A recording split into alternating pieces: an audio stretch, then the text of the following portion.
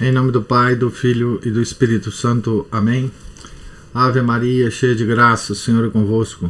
Bendita sois vós entre as mulheres, e bendito é o fruto do vosso ventre, Jesus. Santa Maria, Mãe de Deus, rogai por nós, pecadores, agora e na hora de nossa morte. Amém. São José, rogai por nós. São Felipe Neri, rogai por nós. São Lucas Evangelista, rogai por nós. Nossa Senhora de Fátima, rogai por nós. Em nome do Pai, do Filho e do Espírito Santo. Amém. Bom dia a todos. Nós estamos aqui na página 12 da introdução à biografia de Santa Mônica, escrita por Monsenhor Bugot. Eu vou ler aqui o parágrafo anterior, que começa na página 11, que dizia o seguinte, nós já lemos ele ontem, né? Deus, quando quer citar-nos a confiança, fazer-nos compreender seu grande amor para conosco, e portanto a segurança de seu auxílio onipotente, não procura outra imagem senão a de uma mãe. Abre aspas. Poderá a mãe esquecer o filho e deixar de socorrer a quem trouxe nas entranhas? Não. Pois bem, ainda quando vossa mãe vos esquecer, eu nunca vos esquecerei. Fecha aspas para Nosso Senhor Jesus Cristo, né? Eis aqui o pai e a mãe tais como saíram do coração de Deus. Eis aqui esse incomparável amor e essa força invencível, a cuja sombra crescem em paz os filhinhos. Mas porventura Deus terá operado tais prodígios somente para a vida temporal? Por coisas passageiras? Por uma vida que tem de extinguir-se, talvez no berço? Deus terá feito a paternidade tão grande e pela alma não terá feito nada?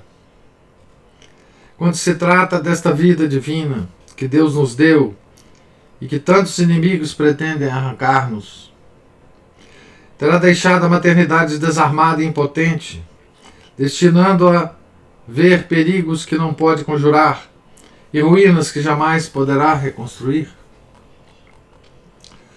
Não blasfememos da obra de Deus. Com relação à primeira vida, a mãe pode muito. Porém, quando se trata da segunda, pode tudo. Sim, tudo. E o mundo salvar-se-ia se as mães se convencessem dessa verdade. Eis aqui a primeira das forças divinas que Deus concedeu à maternidade. Não somente lhe deu o poder de formar o corpo do filho, mas também a grande honra de formar sua alma. Então, com relação à vida temporal, não é? A mãe pode muito. Mas com relação à vida eterna do filho, ela pode tudo. Não há dúvida, se o pai é de um caráter tão vulgar que não se distingue por qualidade alguma, e se a mãe se ocupa somente de futilidades e bagatelas, não irão infundir na alma do filho mais que as mesmas vulgaridades. Porém, figurai-vos uma verdadeira mãe, uma alma cheia de fé e de fervor, que preferiria morrer antes de trair a Deus e a consciência, segundo a heróica divisa de nossos pais, Potius mori quam federe. Melhor morrer do que ser desonrado. Imaginai-vos também o que acontecerá na alma de uma criança durante os 9 meses que habita o seio santificado com tal amor, E nos 2 ou 3 anos que, inclinada a mãe sobre o berço, a prepara tanto para a virtude quanto para a sociedade. Representai-vos essa doce primavera da adolescência, em que a criança acredita em sua mãe e, por assim dizer, só acredita nela. E depois considere-a também nessa juventude tão perigosa, que durante a qual, não recebendo já a verdade de ninguém, a escuta de uma mãe cristã. E contemplai-a, enfim, durante toda a vida, pois enquanto tiver mãe, brota-lhe do coração, como de brilhante sol, a influência que ilumina, aviva e vivifica. O que vedes? O que tal mãe gravou no coração do filho jamais se apagará e resistirá a qualquer profanação. O filho subirá à luz e será virtuoso, ou se vier a sucumbir, conservará pelo menos os restos do fogo sagrado que recebera, chispas de probidade e honra, prontas para reanimá-lo. Tristeza e desgosto, provas evidentes de que não nasceu para o mal. E, enfim, outros sinais preciosos que revelarão ter tido uma mãe cristã, a maneira dessas estátuas antigas mutiladas, sem respeitar-lhes o mérito, mas que, através das deformidades, conservam ainda vestígios evidentes do grande artista que as esculpiu. Que beleza de metáfora aqui que o Monsieur Bugot usa, né? Mesmo a estátua mutilada revela o grande artista que a esculpiu. Horácio disse em algum lugar: os fortes nascem dos fortes e dos bons. E a Sagrada Escritura se explica melhor ainda, projetando sobre tão belo pensamento um raio de luz divina. Os justos engendrarão filhos dignos das bênçãos de Deus. O que, para a honra das mães cristãs, será sempre uma verdade. As almas boas que, antes de encontrarem o caminho da luz, permaneceram algum tempo nas trevas, creio apresentar neste livro um exemplo de tal natureza, que dispensará a citação de outro. Por ele se verá como se infunde na alma de um filho esse caráter divino, e como não é possível que as paixões, ainda as mais violentas, possam extingui-lo quando tem sido obra de uma verdadeira mãe. Porém, quanto, ó mães, é preciso que sofrais para que vossos conselhos se gravem na alma de vossos filhos. Certo autor dizia, ao concluir uma das obras: terminei esse duro trabalho em 17 noites, e agitado pela fadiga experimentada, contemplo-o inquieto e pergunto se sua voz será ouvida pelos homens. Ó mães, podeis dizer outra coisa? Tremeis também ao contemplar o que sofrestes para formar a alma de vossos filhos? E se poderá escrever um dia de vós o que Agostinho disse dessa mãe admirável, cuja vida quero vos narrar? Abre aspas. Ela sofreu mais para dar-me a verdade e a virtude do que para dar-me ao mundo. Isso é uma pergunta que ele faz, né? Ela sofreu mais para dar-me a verdade e a virtude do que para dar-me ao mundo. É a primeira lição que encerra este livro, e creio que nos tristíssimos tempos que atravessamos não falta interesse nem oportunidade. Então, ele está escrevendo, né, este livro e falando sobre a maternidade, o Sr. Bugou, né, para um mundo do século XIX, que ele já sabia, que ele já percebia que estava em decadência, cuja influência dos corruptores da religião estavam já em alta, né? E ele estava escrevendo isso para as mães cristãs, né? Como um farol, né, luminoso para consolar as mães, né? Quanto à vida temporal, a mãe pode muito. Quanto à vida espiritual do filho, ela pode tudo.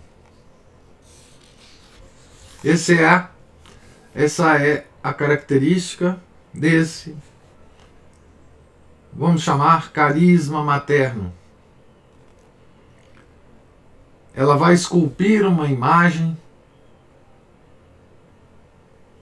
usando a metáfora, né, que ele usou, que mesmo depois que mutilada, revelará a habilidade do escultor, né?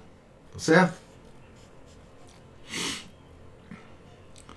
Porém, contém ainda uma outra verdade importantíssima e consequência necessária da primeira. De que serviria, com efeito, que Deus desse às mães força para imprimir na alma dos filhos um sinal sagrado, se quando despertam as paixões, ameaçando arrancá-los, não as investisse de uma força soberana e infalível, também para proteger eficazmente os filhos e arrancá-los a qualquer perigo? Não fez Deus, precisamente para isto, a admirável lei de que quando o jovem sobe os cumes abrasadores da vida, o Pai os desce?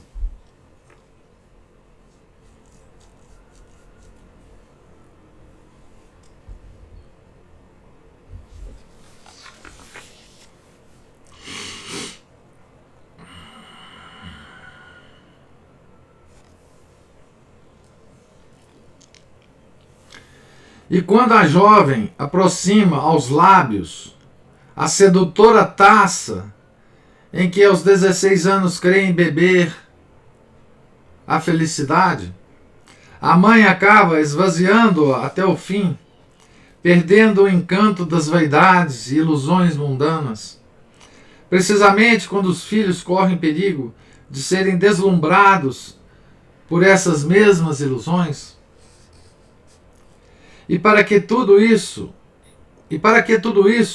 senão para que falem os lábios, de cuja sinceridade jamais alguém duvidará, a única palavra capaz de salvá-los, tirando-os do erro em que vivem?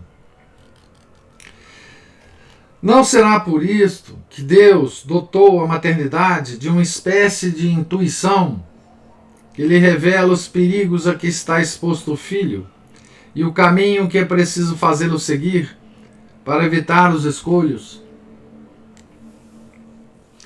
A presente biografia nos apresenta um exemplo sensível destas verdades, e me atrevo a crer que não terminará mãe alguma sua leitura sem compreender que, no auge da tempestade, deve sustentar as âncoras para impedir que só sobrem as débeis barquinhas de seus filhos. Mas ainda que seja muito conveniente recordar às mães cristãs a dupla força que receberam de Deus para formar e proteger a alma dos filhos, se este livro somente ensinasse essas duas lições, não o teria escrito. Publicando-o, quero pôr de manifesto uma doutrina muito mais sublime, ensinando às mães um segredo importantíssimo, porém muito desconhecido, e que, constituindo a grandeza mais augusta da paternidade cristã, é-lhes recurso supremo nos dias críticos da vida. Jamais me esquecerei da emoção que se apoderou de mim quando pela primeira vez tive de exercer o ministério sacerdotal com um pobre jovem moribundo. O pai, mudo, abatido e curvado pela dor, já sem lágrimas, andava a passos largos pelo quarto, e a mãe, sentada junto ao leito de morte, deixava estalar os soluços contidos durante a agonia do filho. Estava eu junto a esta infeliz mãe, com o coração dilacerado, porém morto, não sabendo como consolar os esposos. Recordo-me muito bem que durante o longo silêncio, natural depois das grandes dores, inquiri de mim mesmo como Deus, que é a própria bondade, poderia permitir tais acontecimentos e causar feridas tão cruéis no coração materno. Mas o que investigava então, compreendi 2 anos depois, assistindo na mesma casa a agonia desta pobre mãe, e ouvindo de seus lábios moribundos as seguintes palavras, que quase foram as últimas e me deixaram profunda impressão. Tornarei a ver o meu filho. Então foi quando, iluminado pela luz sobrenatural, compreendi que a vida deste mundo não é o último fim, e que se Deus, para elevar as almas, purificá-las e orná-las com grandes virtudes, separa algumas vezes os que se amam com o fim de reuni-los novamente em uma região onde se amarão ainda mais e nunca tornarão a separar-se. Cerrei com a mão trêmula os olhos desta mãe e muitas vezes depois, pensando nela e em seu filho reunidos no céu, refleti sobre o que poderia ter ficado nesta mãe e neste filho da cruel ferida que 2 anos antes haviam recebido, achando que apenas lhe restaria uma fraca recordação. E quem sabe se essa recordação não contribuirá para a sua felicidade. Porém, permita-me dizê-lo, ainda outro leito de morte, em cuja presença não se conceberia que Deus houvesse deixado mãe absolutamente impotente. Suponha que, em lugar de ver morrer um filho por um dia ou por 2 anos, a mãe cristã o vê morrer por toda a eternidade. Figurai-vos que a mãe verdadeiramente santa e amando a Deus sobre todas as coisas, vê o filho separar-se para sempre desse mesmo Deus, atraindo a maldição eterna. E imaginai que no momento em que vai se consumar a terrível separação, esta mãe não pode fazer nada para salvá-lo.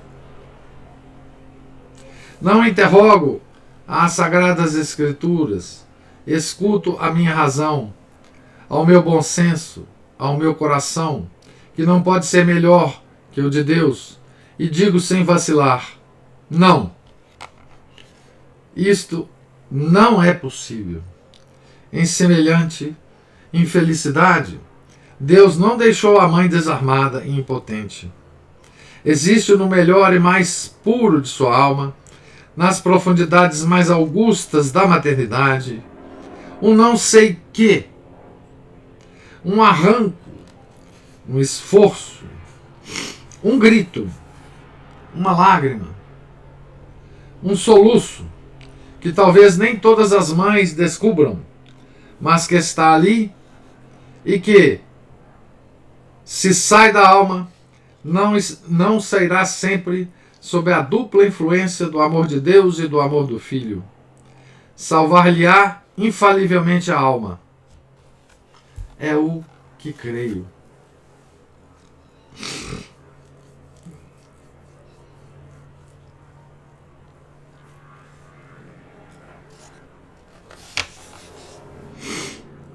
Sim, quando uma mãe, para reconduzir ao bom caminho o filho extraviado, esgotou os conselhos, as advertências, os castigos, sem efeito fica-lhe todavia uma força, a maior de todas: as lágrimas.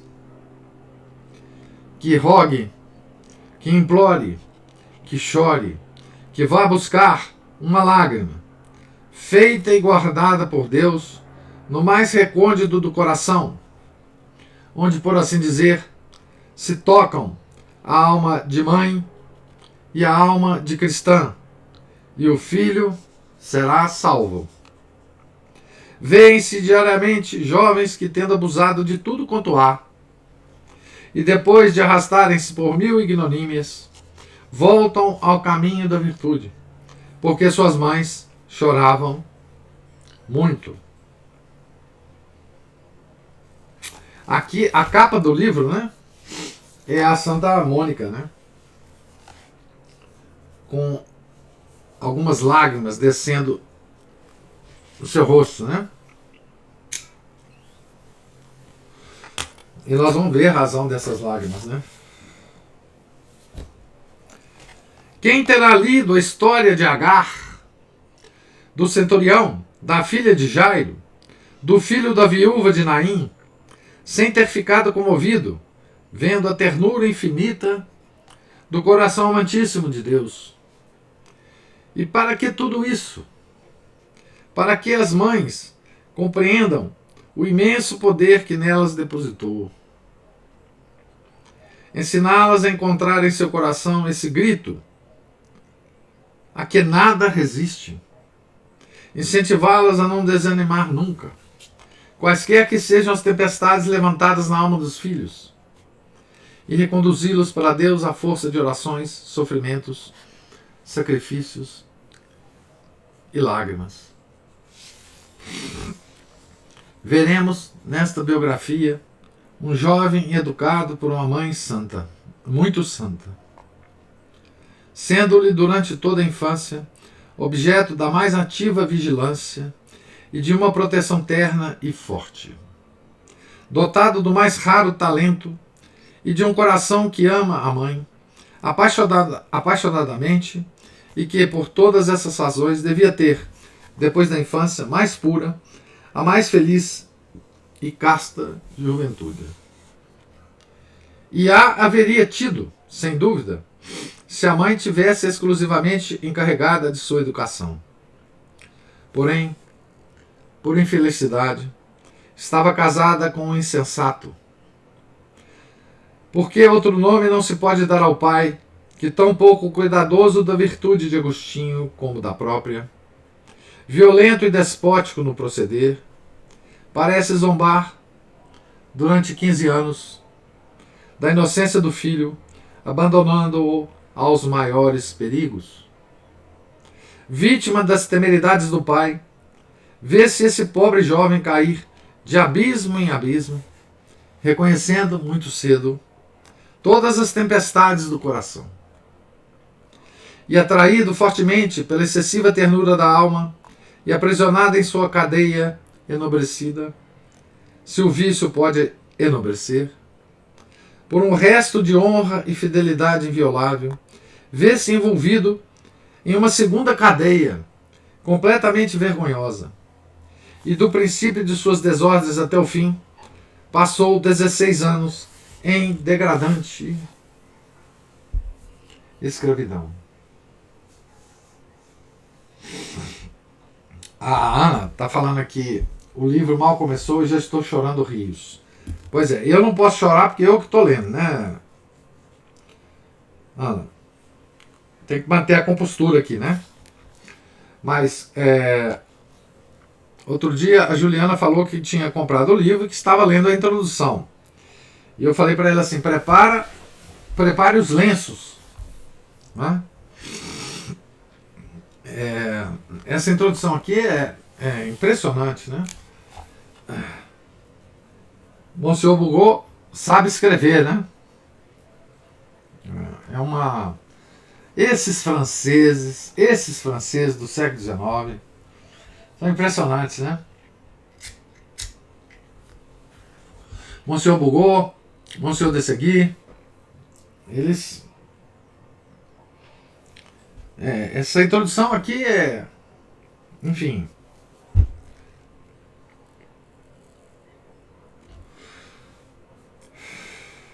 É muito impactante, né? 16 anos em degradante escravidão.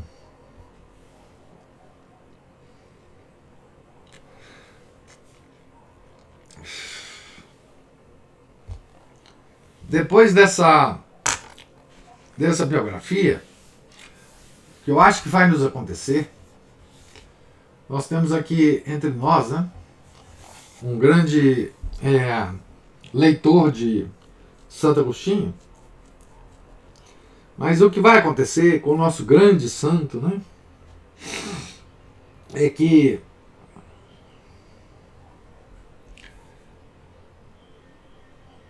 a partir dessa biografia nós vamos sempre chamá-lo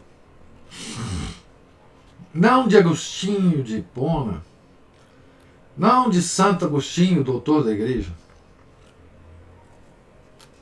que ele é, mas imagino eu que nós o chamaremos de Agostinho, filho de Santa Mônica.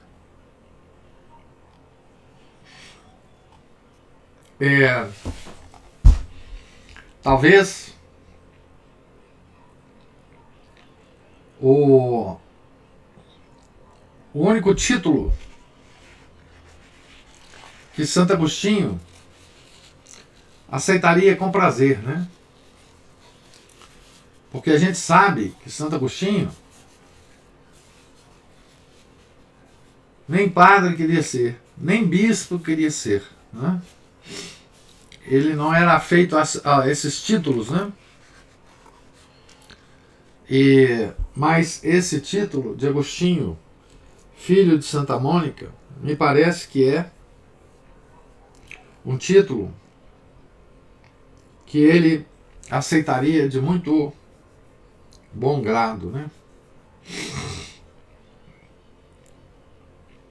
E é o que ele foi, né? Então, vamos lá. Chora aí, Ana, eu não posso não. Mais tarde,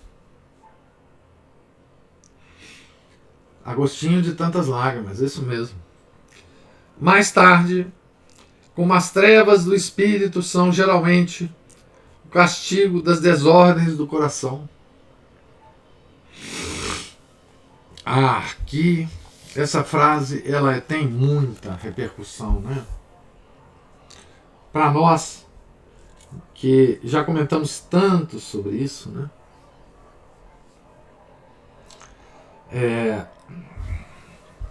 Olha que frase bela, né? Que tem repercussões teológicas muito grandes, né? Como as trevas do espírito são geralmente o castigo das desordens do coração. Então, como o coração cede da vontade, é responsável pela confusão mental. Trevas do espírito nada mais são que a confusão do intelecto. Não é?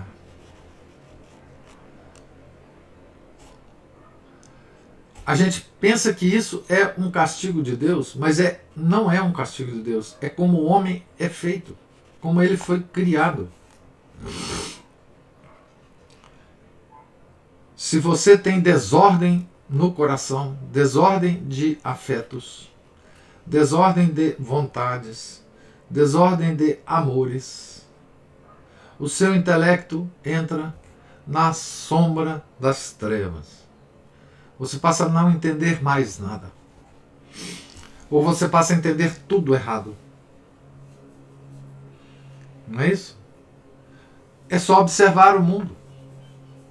É só observar as pessoas. É só observar no nosso mundo as redes sociais. Desordens do coração levam às trevas do espírito. Confusão na cabeça. A sanidade vai embora. Por isso que a igreja insiste tanto, a igreja católica, na mortificação da vontade. Né? Mais tarde, como as trevas do espírito são geralmente o castigo das desordens do coração, depois de ter extinguido e abjurado publicamente a fé da infância, vê-lo-emos flutuar aos impulsos de qualquer vento de doutrina, enamorar-se da filosofia antiga e rapidamente a desgostar-se dela.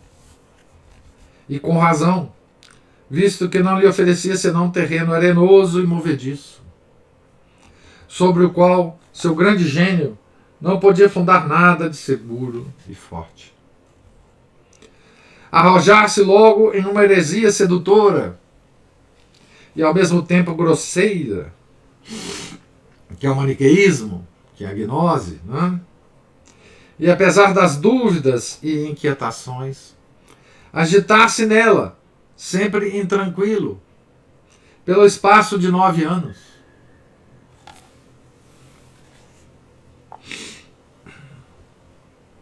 Nove anos na heresia. E finalmente, cansado de tantos esforços inúteis e desesperando da verdade que sempre amou, cair, desanimado, triste e enfermo, no último dos abismos, o ceticismo. Em vésperas, portanto, de perder o coração, a consciência e o gênio, e a caminho de ser não um Santo Agostinho, mas um sofista, talvez um Libânio, ou quando muito um Símaco. Libânio, o grande sofista desse século. Libânio foi professor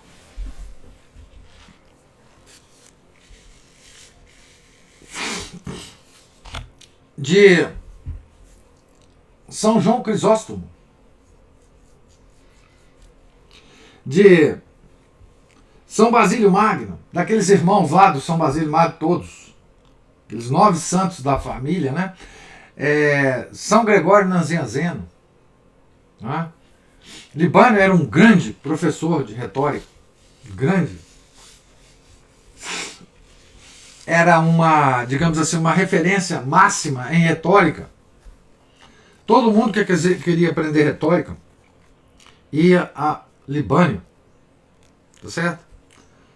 E Santo Agostinho podia ter se tornado um Libânio, como lembra o Monsieur Bugot.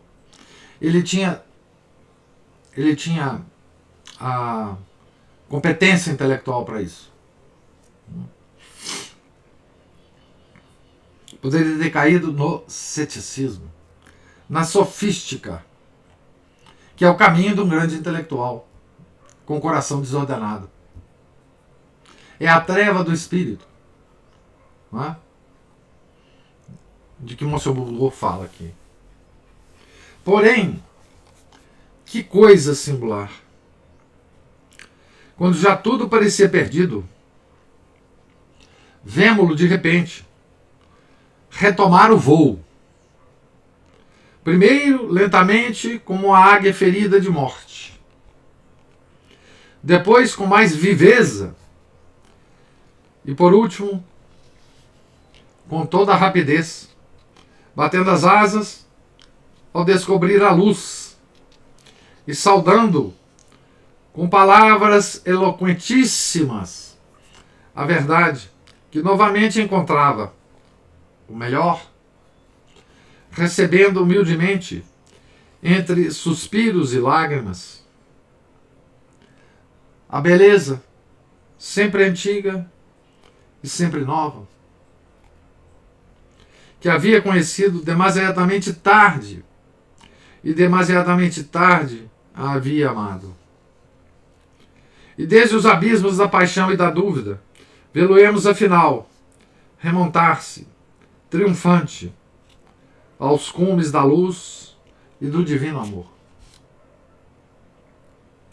Em vão, investigaremos a causa de uma conversão tão admirável. Ainda quando interrogássemos ao próprio Agostinho, não encontraremos outra senão esta, outra causa senão esta. As orações de uma mãe, os prantos e as lágrimas poderosíssimas de Mônica. Esta, depois de haver formado o coração do filho, como jamais o fizera mãe alguma, depois de conhecer que na alma de Agostinho começavam a despertar as paixões, depois de ter seguido o filho para Cartago, Roma e Milão, fazendo ressoar sempre nos ouvidos as palavras mais doces e mais penetrantes, acompanhadas de grande energia, vendo que tudo era inútil, que o filho não a escutava, antes, pelo contrário, corria de precipício em precipício, volta-se resolutamente para Deus, como em outro tempo, a infeliz Agar, e em certo dia em que o perigo era mais iminente, desprendesse-lhe do coração um grito tão penetrante e um gemido tão profundo e comovedor, que Deus não pôde mais resistir e restituiu-lhe o filho.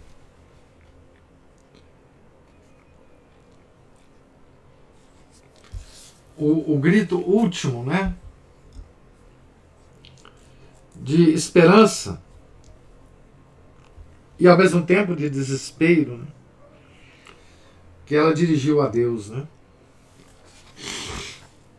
Esta mãe morreu completamente ditosa, deixando a todas as mães que choram como ela havia chorado o segredo para consolar-se.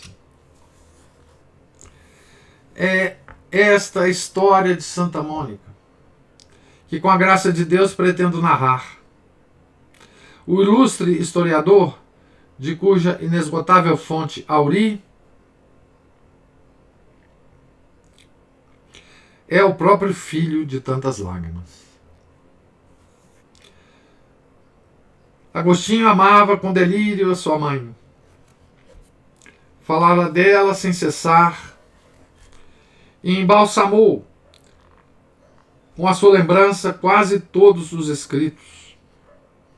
20 anos depois da morte de Santa Mônica, envelhecido mais pelo trabalho do que pelos anos, experimentado na penitência, quando chegou a esse estado em que o amor de Deus, rompendo os diques e inundando o coração, havia destruído nele todos os demais amores, Agostinho não podia recordar-se da mãe, ainda mesmo no púlpito, sem que os olhos lhe enchessem de lágrimas. Então, veja que coisa, né? Veja como ele descreve Santo Agostinho nessa fase da vida, né? E nós entendemos isso muito bem a partir da última leitura que nós fizemos de São Francisco de Sales. Olha bem o que ele fala, né? 20 anos depois da morte de Santa Mônica, envelhecido, mais pelo trabalho do que pelos anos, experimentado na penitência, quando chegou a esse estado em que o amor de Deus, rompendo os diques e inundando o coração, havia destruído nele todos os demais amores. Essa é o ápice, né? De qualquer um aqui na Terra, né? Então, Agostinho tinha em seu coração, não é? Apenas o amor a Deus, né? Mas mesmo nesse caso, né? Agostinho não podia recordar-se da mãe, ainda mesmo no púlpito, sem que os olhos lhe enchessem de lágrimas. Abandonava-se então aos encantos dessa recordação. Falava delas ao povo de Hipona. Nos sermões, com encantadora beleza, manifestando juntamente o grande amor e a reconhecida piedade de filho e a assombrosa elevação de sábio e de santo.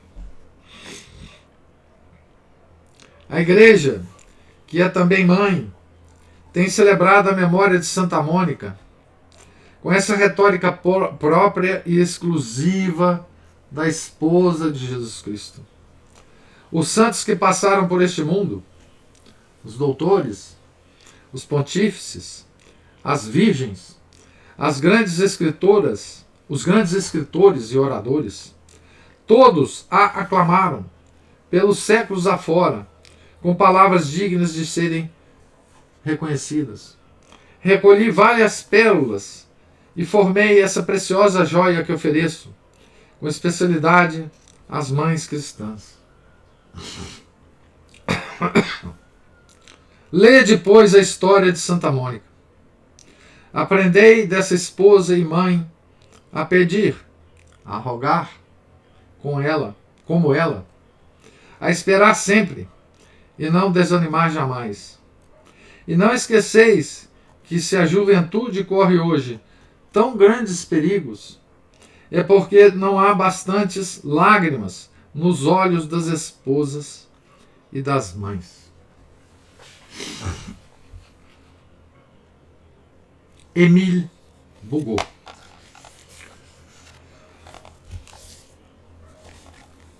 Então, esse é o nosso escritor, hein?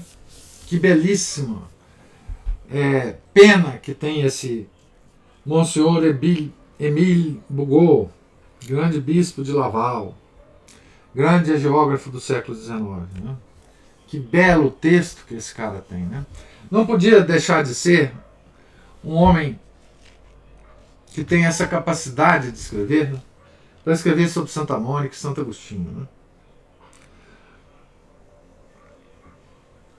Né? Acho que fica claro, né,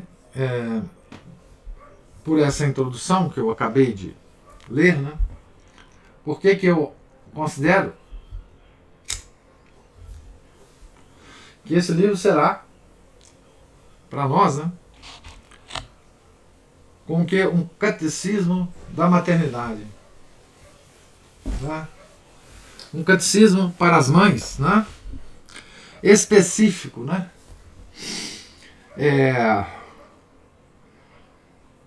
Quero também crer que ele poderá ser uma fonte muito boa para o nosso grande catequista Márcio, aqui que está aqui presente, né, de usar nas suas catequeses, né? Certo? Partes, trechos, enfim, desse livro. Tá certo? Então, sobrevivemos então à introdução, né?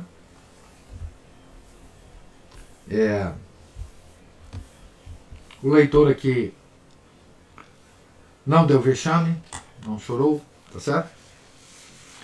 E por isso eu já fico aqui aguardando os comentários de vocês, né? Sobre a leitura. sobre essa introdução, né?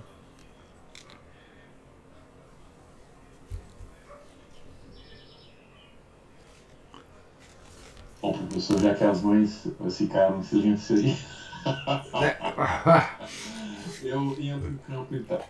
Bom, ontem, de ontem eu já estava pensando, né, a questão da escolha do marido, né, que maridão, que o Santa Mônica teve, né? Bom, Deus sempre vai dar uma chance de distrair algum bem de um mal, mas já a gente começa por aí pelo mau exemplo dos pais na ajuda dos filhos em escolher a própria vocação e em orientar os filhos no matrimônio, que é uma coisa que a gente vê frequentemente também. Bom, esse é um dos pontos, tá? Tem outros aqui. Que a gente vê, inclusive, na sociedade brasileira atual, que os pais eles querem, eles são intrometidos, são totalitários, mas chega nessa hora eles abandonam, retiram o time completamente de campo e ainda mandam a torcida embora. Né? Eles não são capazes de guiar bem os seus filhos para fazer boas escolhas. Né? Eu acho que talvez nem eles saibam fazer boas escolhas, talvez nem tenham feito boas escolhas muitas vezes. Né? Não sabiam também. Né? Mas muitos, por experiência, a gente percebe que muitos, por experiência própria, sabem ou aprenderam a detectar o que seria um bom marido, o que seria uma boa esposa, o que seria uma boa companhia para os seus filhos. Né? Então tem esse ponto que depois o senhor pode estender a respeito disso. Né?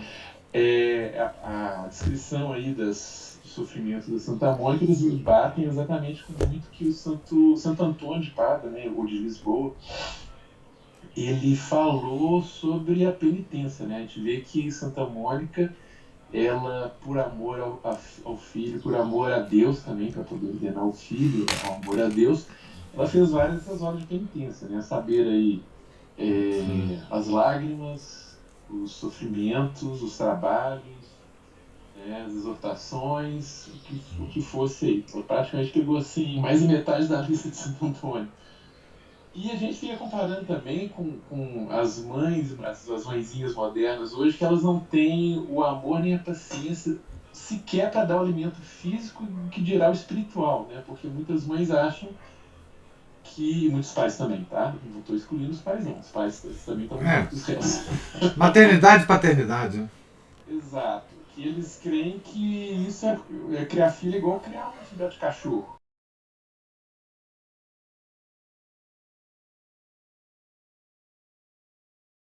Pronto, tá tudo feito. Não, é exatamente o problema do descuido da alma das pessoas, né? Que, aliás, é um dos bens mais preciosos e justamente esse bem, se não cuidados, é um dos que mais vão dar problema lá na frente. Claro. Né? E já começa desde cedo, desde pequeno. E... perdi aqui, que a Ana Paula mexeu com o negócio com a mão aqui e distraiu. Ah, Ana Paula é de vez em quando ela mexe com a mão, olha pra ela. Não é possível, Ana Paula, pelo amor de Deus, se comporte. Se comporte, Ana Paula. Você perca a sequência aqui dos negócios. Eu disse que, bom, eu dizia que era aqui. Bom, mas o fato é que o que acontece? Muitas delas não têm sequer a paciência, e o amor se mede também pela paciência, né? Sequer a paciência de acordar de madrugada para, às vezes, alimentar os filhos. Né? Conheço vários relatos até de alunos meus já de idade madura, que quem tem que acordar de madrugada são eles, para poder alimentar as crianças. A mamadeira fica pronta. Né? Quem tem que trocar são eles. Então, assim, paciência zero com as crianças, né? Muitas vezes elas estão também, às vezes, estressadas com cobranças de trabalho, cansaço e tudo mais, e claro, o nível de paciência tende a reduzir nesse caso. Mas aí também fica aquela coisa, o despreparo, né? Ninguém quer hoje ter paciência, e todo mundo quer ter a pessoa de atitude, pessoa, né? Quer ter a própria vida. Isso, quer impressionar todo mundo com suas atitudes arrombadas, né? Com sua falta de paciência. Ser paciente virou sinônimo de fraco, enquanto paciência é um corolário da fortaleza. Né? As pessoas confundem paciência com resignação ou impotência diante das coisas. Ou falta de personalidade, ou qualquer outra. Isso. Então é tudo, esse produto, toda essa decadência toda desemboca aí. Yeah. E aí a gente vê também na introdução do padre, ele falando da juventude, a gente vê também um contexto que já o Ocidente já estava sob ataque da revolução cultural, política, social, maçônica, Yeah. a gente vê aquele a conspiração anticristã, a gente vê o próprio Monsenhor de Lacy lá falando, né, inclusive até mesmo da proliferação de bordéis, de pornografia em fotos, né, e coisas horrorosas assim. Yeah. Já naquela época. Então ele já está escrevendo para as mães aqui porque está vendo também isso. E também está vendo que o fruto da Revolução Industrial ali, pais que ficavam trabalhando 12, 14, 16 horas, apareciam em casa para dormir. Certamente. Né, ou já eram julgados em cima do vício, das tabernas. Né? Moulin Rouge. Isso, os cabarés, o álcool, o alcoolismo. Então já vinha assim, já acabando também com os pais, deixando a bomba na mão das mães.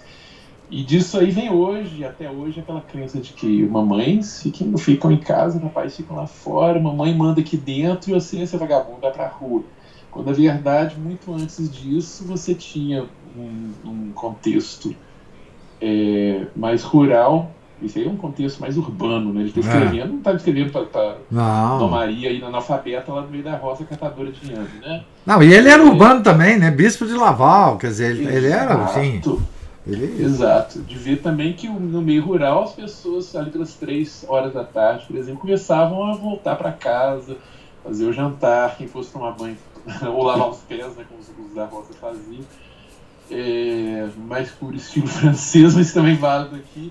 Mas que os pais também participavam da vida dos filhos, né? E no caso da Revolução Cultural, essa participação deles já começou a se distanciar. Até chegar ao ponto de hoje de ter pais ausentes física ou espiritualmente em casa. Bom, dada essa introdução, mais longa talvez que a do padre, agora as pontuações são com o senhor. Muito obrigado. O que a Juliana Silva está falando aqui. Sou mamãe de primeira viagem. Bebê de 2 meses. Vi seu bebê na última missa, Juliana. Muito oportuno, tantos lindos ensinamentos. Mas isso é para mãe de todas as idades. E com os filhos de todas as idades. Então,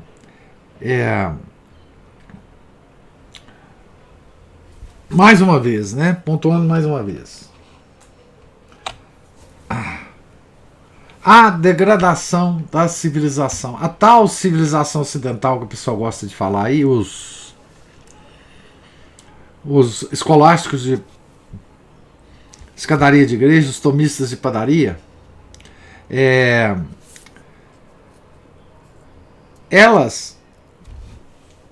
essas pessoas traçam todas as causas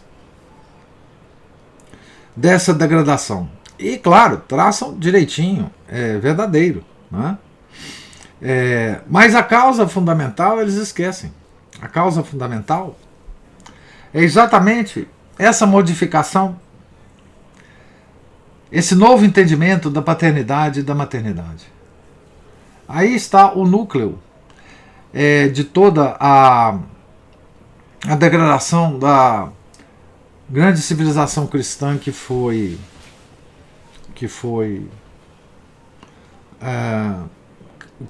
criada pela igreja, né? Ela foi criada sobre essa coluna da família, né? Esses apontamentos que Monsenhor Émile Bugot faz aqui nessa introdução é o ensinamento eterno da igreja. Né? Isso significa o seguinte: se nós, sem pensarmos em instituir a tal civilização ocidental, mas se nós quisermos manter na nossa família um pedestal, uma coluna, na qual nossos filhos poderão se apoiar, seja em qualquer sociedade que eles vão viver no futuro, esse pedestal, essa coluna, terá que ser a família ordenada como a igreja sempre ensinou. Não é? Essa é a nossa primeira ação. Não é que nós não possamos ter outras ações, não é? Mas se não houver esta ação, as outras vão ser inúteis. Por quê? Porque nós, as mães e os pais, têm na mão deles uma coisa, uma riqueza inexprimível, que é assim: nós temos nas mãos, pais e mães, o futuro dos nossos filhos, o futuro, até em termos sociais, o futuro de toda uma civilização que virá depois de nós, quando nós estivermos já mortos, né? Então vocês vejam, 20 anos depois que Santa Mônica morreu, não é? Santo Agostinho ainda falava dela em seus sermões. Aquilo ficou para ele como uma estrutura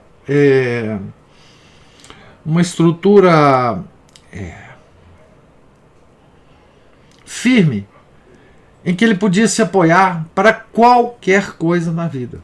E olha, ele não fez pouco, né? Vamos combinar, né? Um dos maiores doutores da igreja, talvez o maior doutor da antiguidade, dentre os padres da igreja, né? Talvez seja o maior doutor. E é claro que ele tinha as inclinações intelectuais para ser isto que ele foi. Mas para ser isto que ele foi, ele precisou de Santa Mônica. Se não fosse Santa Mônica, ele seria, como eu disse ontem, um grande intelectual antigo, um grande sofista antigo, um grande herege maniqueísta.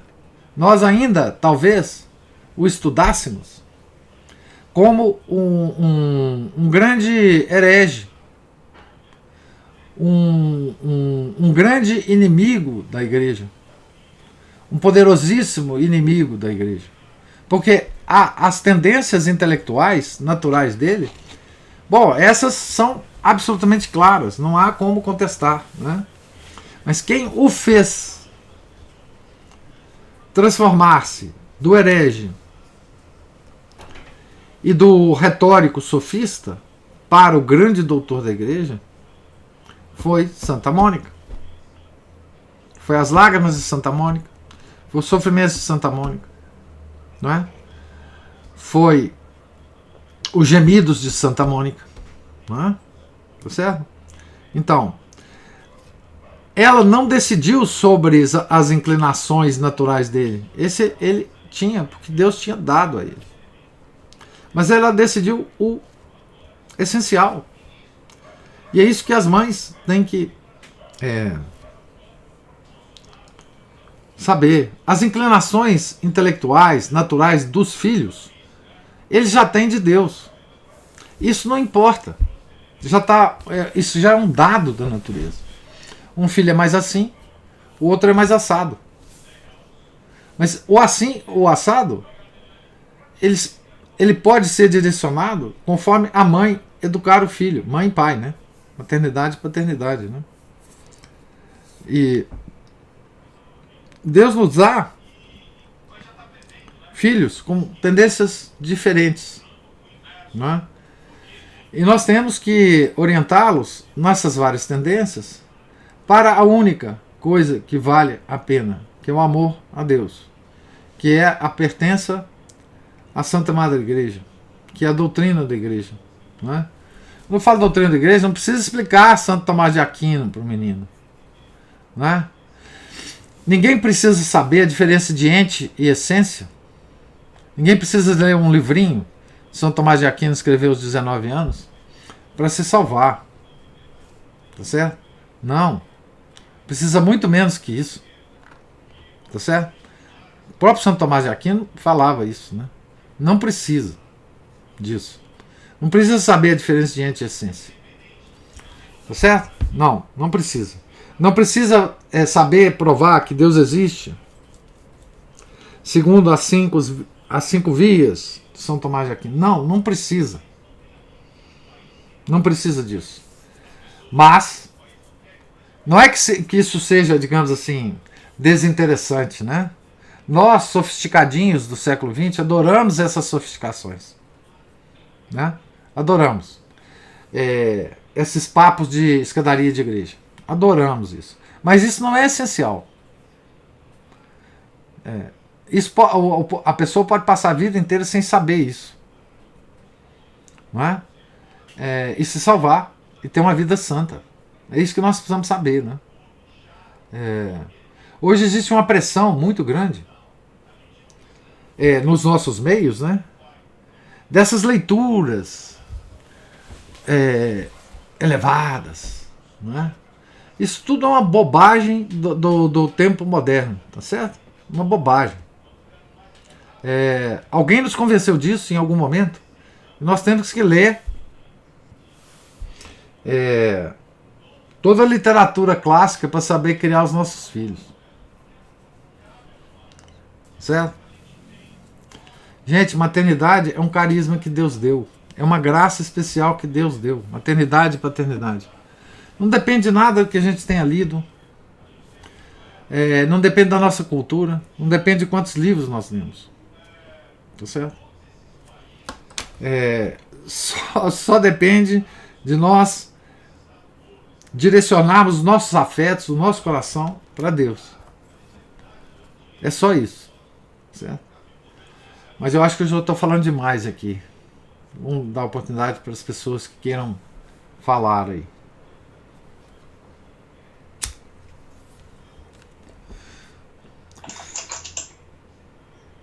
E, professor, acho que as mães estão pensativas. Eu acho que elas estão mudas. Depois dessa introdução eu também ficaria, se eu fosse mãe, eu ficaria porque mudo. Aberto, né, o estilo dele é fantástico. Assim, é bem coisa do século XIX mesmo. Esse vocabulário riquíssimo, né? É impressionante. Mas o interessante também é o seguinte. Opa, tem mais alguém que quer falar? Pode ir. Eu estou atrasada aqui. A Juliana levantou a mão e imediatamente comigo aqui. Eu não sei se a vez é dela ou minha. Pode passar na frente, não tem problema.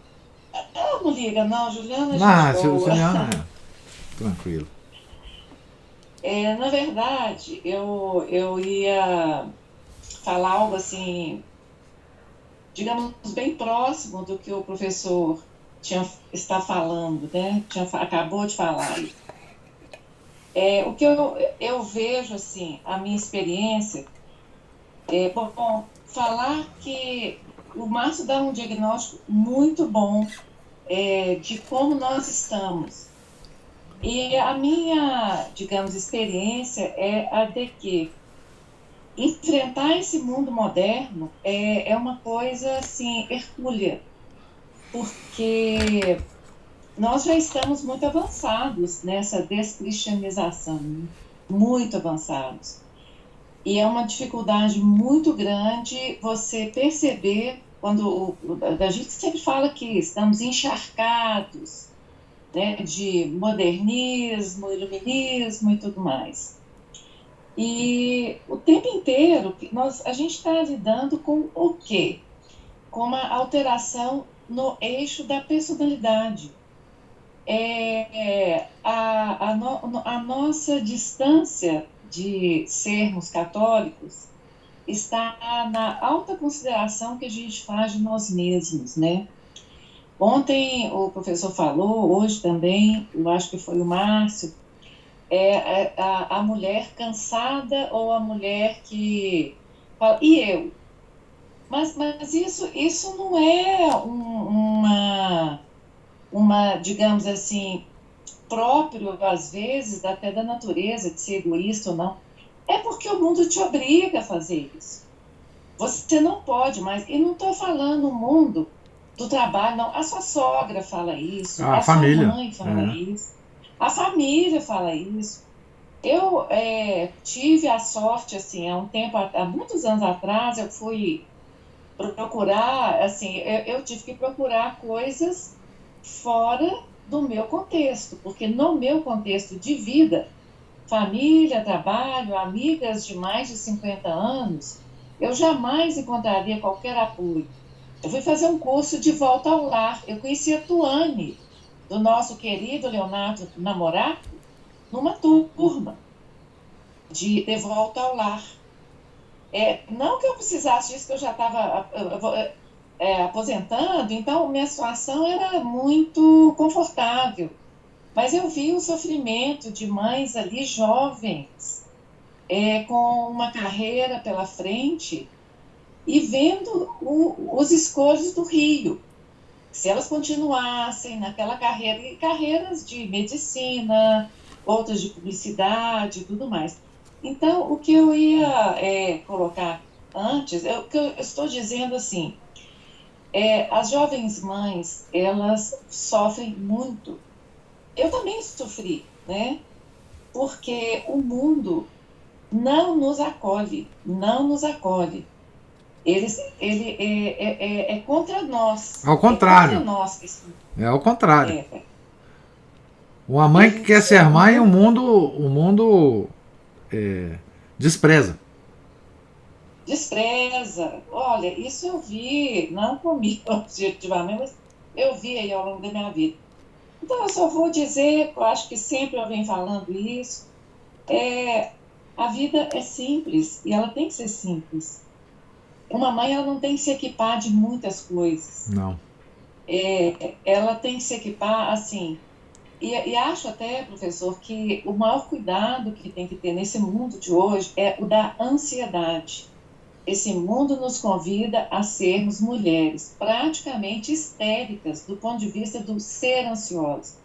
Então, o que eu acho é, assim, que o que eu faria de novo na minha vida, assim, eu confiei demais numa escola católica, né? Dei com os burros na água, custei a enxergar isso, mas, assim, uma mãe simplesmente catequista, no mais simples que ela puder, que é assim, além das orações da noite, que era coisa que eu mesmo fazia, saber falar palavras assim corretas com os filhos, mas dentro da simplicidade da catequista, sabe?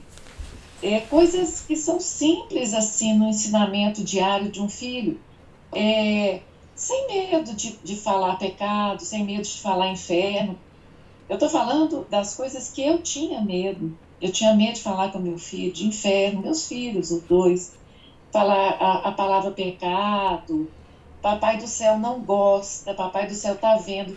Coisas que eu escutei e que essa modernidade, ao longo da minha adolescência, me fez acreditar que eu criaria neuróticos Ah, sim, se eu falasse.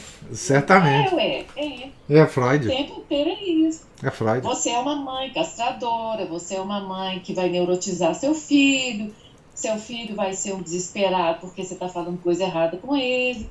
Então, são esses cuidados. Agora, eu quero dizer também, professor, para finalizar, que acho que eu já falei demais também, é que, graças a Deus para essas jovens mães, né, da missa tridentina, existe para elas uma missa tridentina e para algumas existe o apostolado e existe uma convivência entre pessoas que são afins. Isso é de uma riqueza muito grande, isso deve ser valorizado. Assim, isso eu acho que é o melhor dos mundos, que uma mãe que veja em Santa Mônica um exemplo do que a gente está falando aqui agora, é o melhor dos mundos. É um ambiente católico, não é? Que possa ajudar as mães a se orientarem, né? Então é isso. E eu só adicionaria, Cristina, isto é fazer o trabalho de herdeiros que nós somos da grande civilização cristã que se constituiu no mundo através da igreja. Este é o trabalho. Este é o trabalho. Estamos em nossas pequenas comunidades, em nossas pequenas famílias, reconstruindo todos os valores da civilização cristã que a igreja criou no mundo. Mas agora vamos passar para a Juliana. Hoje as mães têm passe livre aqui. Vocês já falaram basicamente o que eu ia falar. É o que o senhor sempre fala, né? A nossa esperança deve residir exatamente nesse movimento, nessa fomentação de famílias numerosas, das famílias que estão entendendo o que realmente é ser mãe, o que é realmente ser pai, o que é ser católico, o que é que nosso Senhor espera de nós. São essas coisas simples. E é nessa simplicidade que Deus reside, o que a Cristina acabou de falar. E assim, nós nos temos a tendência de achar, é aquilo que o senhor sempre também nos puxa a orelha, né? De achar que com livros e lives, e não sei mais o que a gente vai mudar o mundo. Não, não é desse jeito. Isso contribui, sim, mas não é dessa forma. A forma é essa aí que a gente está fazendo, aos pouquinhos, porque a nossa esperança deve residir em nosso Senhor, em Deus que está vendo isso tudo, né? E, acima de tudo, nessa mãe que a gente tem como exemplo maior, que é nossa Mãe Santíssima, Nossa Senhora, que está acima de todas as mães, que está acima de tudo. É ela que está conduzindo o barco. Muitas lá no começo, eu não lembro mais o trecho que eu ia anotar, acabei esquecendo, que a gente estava fazendo uma leitura e que parece que está tudo perdido, né? Que Santa Mônica não desistiu. É como aquela tempestade, aquela passagem do Mar da Galileia, a tempestade, Jesus dormindo, mas ele está lá, ele está vendo tudo. Ele está vendo tudo. Ele não está dormindo diante dos nossos anseios, dos nossos sofrimentos, das nossas angústias, das nossas ansiedades, mas pequenos que somos. Mas ele está dando para a gente as ferramentas possíveis da mudança. E a mudança só vai acontecer para frente, como o senhor acabou de falar. Nós estaremos mortos, mas a mudança virá. Isso, a sementinha plantada. Deus é maior do que tudo isso. E é Ele que está no comando, né? A gente quer, às vezes, se colocar no lugar do capitão do navio. Mas o capitão do navio aí. E assim, ele colocou na mão das mães e dos pais um carisma especial. As mães, todas elas, têm esse carisma especial. Mesmo as que, por desventura, não tiveram filhos. Elas são, do mesmo jeito, mães. E elas podem exercer esse carisma de várias outras formas. Né? A Raíssa escreveu aqui um tratado. Então, Raíssa, esse curso foi reaberto e existem outros no mesmo estilo, porque as mulheres continuam com esse sofrimento, com essa dificuldade. Recentemente, minha cunhada pontuou na reunião na escola Magnificat que a proposta inicial da escola não era preparação para vestibular e que ela não aceitava, pontuou, né, na reunião da escola Magnificat, que a proposta inicial da escola não era preparação para o vestibular e que ela não aceitava aquelas aulas contra turnos com essa intenção. A proposta formativa da escola era outra. Engraçado que muitas mães que haviam concordado com isso ao matricular os filhos, nesse momento discordaram. No dia seguinte, minha sobrinha de 14 anos chegou em casa, contando que todos falaram que já sabiam que ela não ia fazer faculdade ao acabar a escola, que ia fazer outras coisas. Isso porque minha cunhada pontuou que o mais importante não era a faculdade após o 3º ano. É realmente uma guerra que enfrentamos. Em casa damos a formação e precisamos nos manter firmes na nossa postura e escolhas e procurar amigos que pensem assim. Isso é muito importante mesmo. A missa tridentina e a associação é um refúgio, mesmo para o nosso coração e nossos filhos. Eu me senti totalmente oprimida em uma visita de 30 minutos na igreja e na festa da padroeira Santa Teresa, que era uma atração à parte com 3 meninas e barriguda. Olha, essa coisa de procurar amigos que pensam assim, é o que a Cristina falou, né?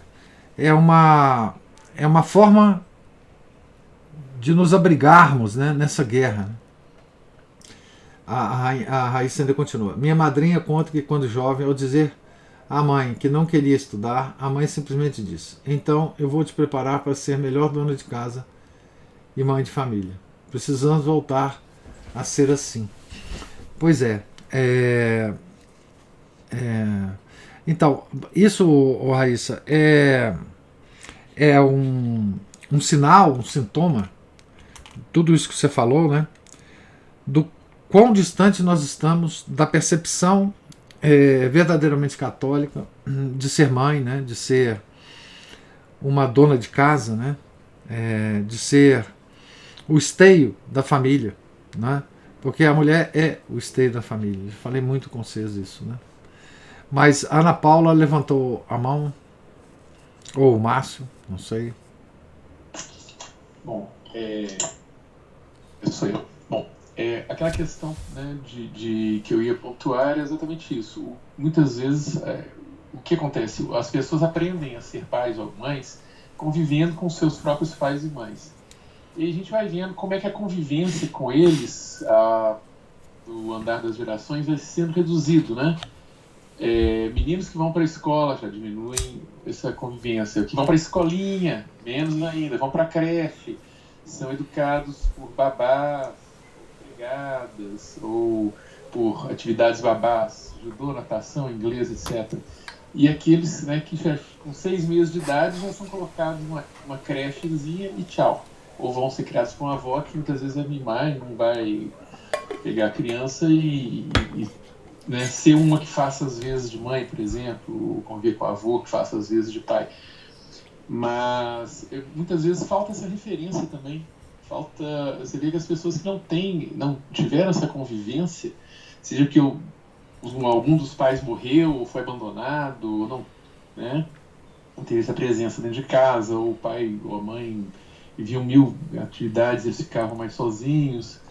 Eles não aprenderam, não tiveram referência, né? Santa Mônica está aí para deixar com uma referência né, de pessoa zelosa, esforçada, que ganhou um baita de uma saca de limões e teve que fazer daí mousse de limão, limonadas, bolos de limão, e etc, etc, etc.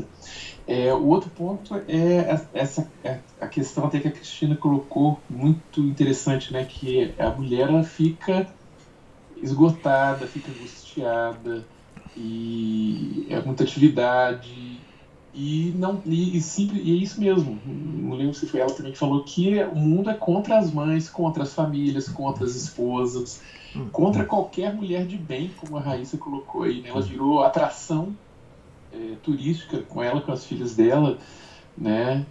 Todo mundo decentemente vestido, né, no ambiente lá que virou uma espécie de aberração. É tanta tolerância, tanta diversidade, mas só não se tolera isso. Não, isso não. Só não se admite esse tipo de diversidade. Não, isso né? não. E aí a gente vai vendo os inimigos, né, de tudo aquilo que Deus preza, entre eles a família, a maternidade, a paternidade também.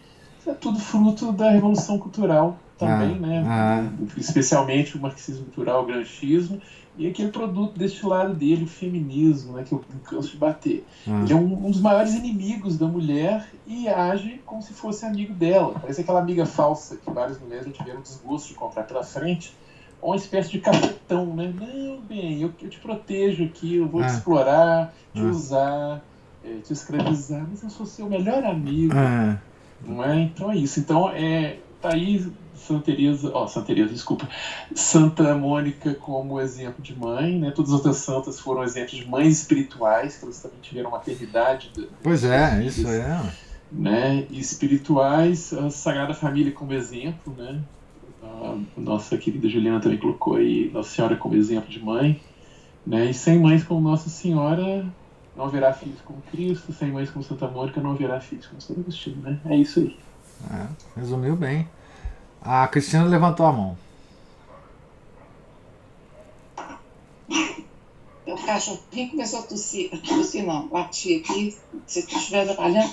Eu lembrei de um trechinho lá do Romano Amério, que ele fala da amplitude do cristianismo e de como que a igreja, como que Deus manda para a igreja, de acordo com o tempo, os santos, né?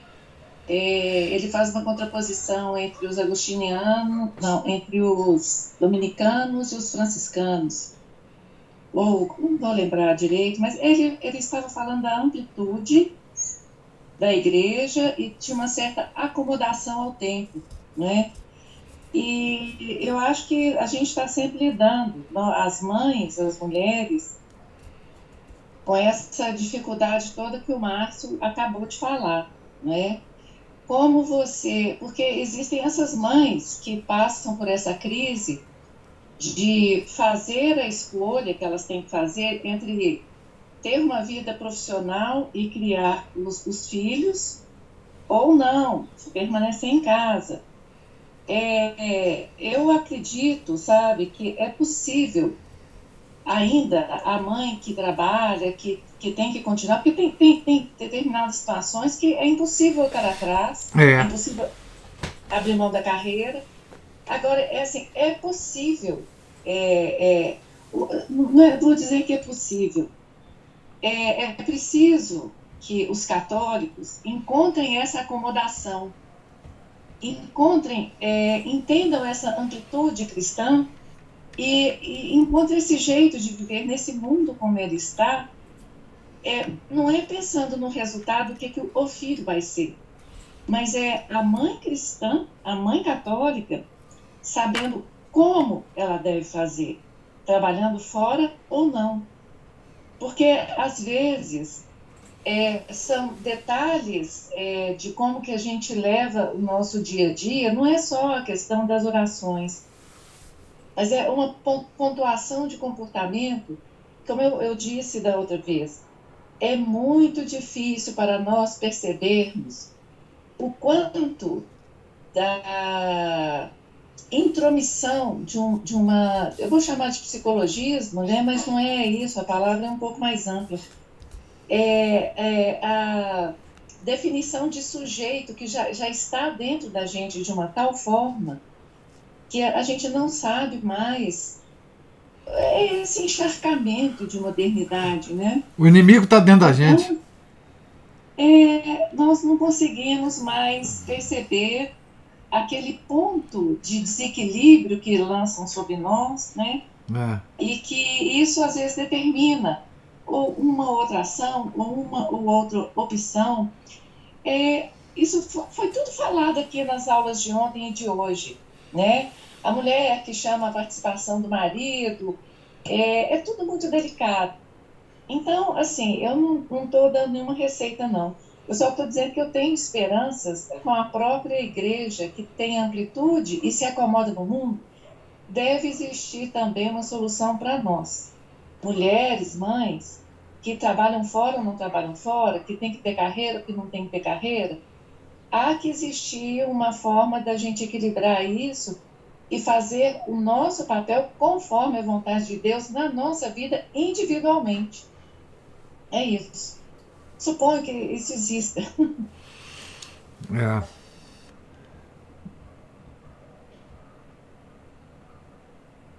Mais mães aí falando. Eu sou muito incompetente para isso. Mais alguma mãe quer se expressar aí? Ou pai, né?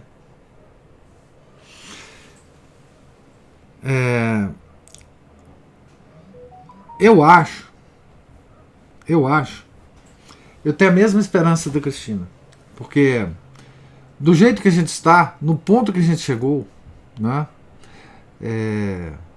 eu vejo em muitas famílias, né, a necessidade também da mãe trabalhar. Tá? A revolução industrial trouxe uma coisa muito perversa para as famílias, né? Que é essa espécie de necessidade, né, dos pais trabalharem para sustentar a família. Então, quando chega ao ponto, né, de a família estar correndo risco de não conseguir se sustentar, eu acredito que há muitas famílias assim, né, em que a mãe tem que trabalhar. E eu tenho a mesma esperança da Cristina, que isso pode ser feito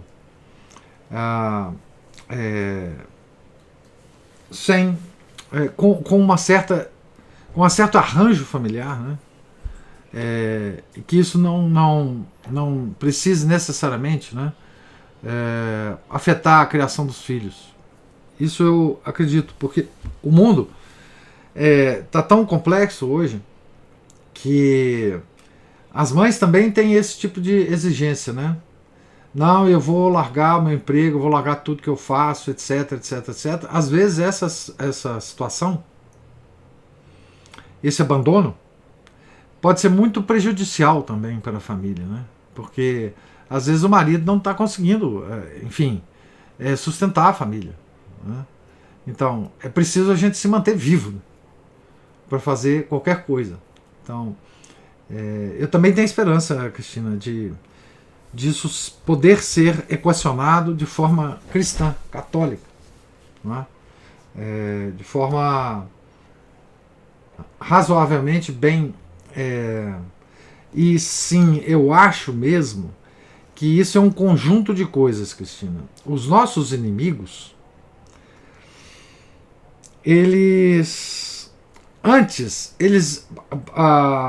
com o passar do tempo, os nossos inimigos eram aqueles que estavam fora e pontuando coisas anticristãs. Mas com o desenvolvimento cultural, o que aconteceu foi que nós introjetamos os nossos inimigos dentro da gente. Temos ideias dos nossos inimigos na nossa cabeça que nós nem conhecemos. Às vezes a gente nem sabe dar o nome daquele que pôs a ideia na nossa cabeça, mas está tudo junto. Não só na nossa cabeça, mas como na cabeça dos nossos familiares, na cabeça dos nossos amigos, na cabeça, enfim, de todas as pessoas que convivem com a gente, né? Então hoje, e Deus sabe que nós enfrentamos hoje uma situação muito mais difícil do que talvez em tempos outros. Deus sabe disso. Nós temos que confiar que Deus sabe disso. Tá certo? Porque Ele sabe que as mães hoje passam por dificuldades incríveis para serem mães propriamente. Ser mãe já é uma dificuldade do tratamento com os filhos, da criação dos filhos. Mas até para isso, até para a mulher se dedicar a isso de corpo e alma, tem uma dificuldade enorme hoje em dia. Mas Deus sabe disso. Deus não está dormindo, como a Juliana falou, não é? Nós temos que confiar nele, rezar para que ele nos dê essa força, não é? Que já está no nosso ser como mãe e pai. Certo?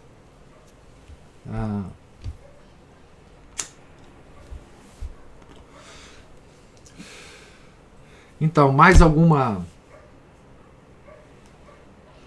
observação? Então, gente, Deus lhes pague a paciência, a presença, os comentários. Essa leitura será feita de comentários muito mais valiosos do que os meus, né? Então, muito obrigado. Deus lhes pague os comentários. É a partir desse nosso papo aqui que nós vamos nos dar forças, né, uns para os outros, nesse mundo tão louco, né? É a nossa pequena comunidade, né, de discussão dos problemas relevantes da vida cristã através dessa mãezinha da antiguidade, né? Ciclo 5, gente. Imagina isso. Nós estamos recebendo o ensinamento, né? Só isso só ocorre na igreja, né? Nós estamos recebendo ensinamento, gente, aqui, de 1500 anos atrás. 1500 anos atrás. Né? E como ele é atual, né? Como ele é mais atual, talvez, hoje, do que fosse há 1500 anos atrás. 15 séculos. 15 séculos. O ensinamento da igreja de sempre. A doutrina de sempre da igreja. A doutrina imutável da igreja. 1500 anos atrás. Né? Certo? Nessa época tinha 5 séculos que Nosso Senhor tinha morrido na cruz. Né? Imagina, que coisa extraordinária que é a nossa igreja. Né? Então, tenham todos um santo dia, fiquem com Deus. Amanhã nós voltaremos à página 21, início do capítulo 1 da nossa biografia. Certo? Se Deus quiser, né? Em nome do Pai, do Filho e do Espírito Santo. Amém. Ave Maria, cheia de graça, o Senhor é convosco. Bendita sois vós entre as mulheres, e bendito é o fruto do vosso ventre, Jesus. Santa Maria, Mãe de Deus, rogai por nós, pecadores, agora e na hora de nossa morte. Amém. São José, rogai por nós. São Felipe Neri, rogai por nós. São Lucas Evangelista, rogai por nós. Santa Mônica, rogai por nós. Nossa Senhora de Fátima, rogai por nós. Em nome do Pai, do Filho e do Espírito Santo. Amém.